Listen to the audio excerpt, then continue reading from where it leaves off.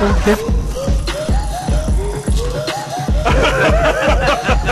pouvez également avoir des parfums. Oui bonjour et bienvenue dans Balle perdue. Cette semaine a lieu le Black Friday, cette ode à la consommation qui prend le contrôle de tous nos désirs consuméristes les plus étranges, de la pince épilée électrique à cette enceinte connectée qu'on utilisera 3 fois dans notre vie pour la cuisson des pâtes. Effet de bord de ce vendredi noir, tous les sites d'actualité tech se transforment d'un coup en dealers de bons plans pendant une semaine, et même s'il faut vendre le rein de ce rédacteur en chef, vous allez cliquer sur ce lien affilié pour obtenir cette montre connectée à moins 60% et dont personne n'a encore trouvé d'utilité. Et nous on n'a pas d'actu pour écrire notre balle perdue. Super l'ambiance Black Friday. Apple a commercialisé une chiffonnette au doux prix de 25 €. Donc ça s'appelle un vol. Ni une ni deux, Samsung qui ne rate pas une pour surfer sur les actus Apple a décidé d'offrir à 1000 de ses clients allemands une chiffonnette gratuite.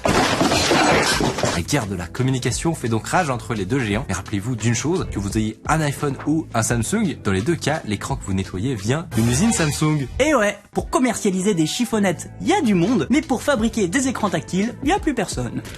Age of Empires 4 est sorti à la fin du mois d'octobre et a reçu un bon accueil de la critique et des joueurs. Mon seul souci, je suis une merde au jeu. Oh, eh bien Mathieu, j'ai une solution pour toi. Après une longue attente, Microsoft a enfin communiqué à ce sujet. Il y aura bien des cheat codes dans Age of Empires 4. Tu vas pouvoir gagner en toute mauvaise foi. Et je vais surtout pouvoir utiliser la petite voiture qui roule sur tout le monde, ça va aller très très vite, croyez-moi.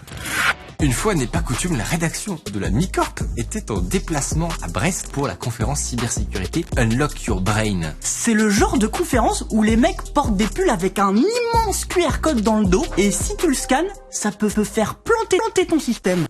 Merci les mecs. Super l'accueil breton. Bravo.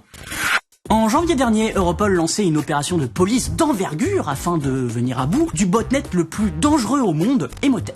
Fiesta générale dans la communauté cyber après la neutralisation des serveurs contrôlant le botnet. Emotet est déclaré mort et enterré. Nos coordonnées bancaires sont désormais en sécurité. Bravo à tous. Sauf que 10 mois plus tard, Lucas Ebach, chercheur en cybersécurité, explique avoir observé un autre botnet et déclare ça sent comme Emotet, ça ressemble à Emotet, ça agit comme Emotet, il semble que ce soit Emotet. Dommage. On vous en a déjà parlé dans Balle perdue, Elon Musk et Jeff Bezos étaient en conflit via leurs sociétés spatiales respectives, SpaceX et Blue Origin. La justice a tranché et a donné raison à SpaceX qui s'octroie donc la fabrication du futur alunisseur de la NASA. Jeff Bezos, très bon joueur, a souhaité le succès de SpaceX dans cette mission. Elon Musk, quant à lui, a également su faire preuve de respect et dépasser les clivages qui existent entre les deux hommes. Non, je déconne, il a trollé.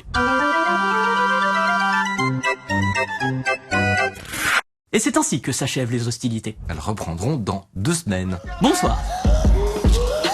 Ok.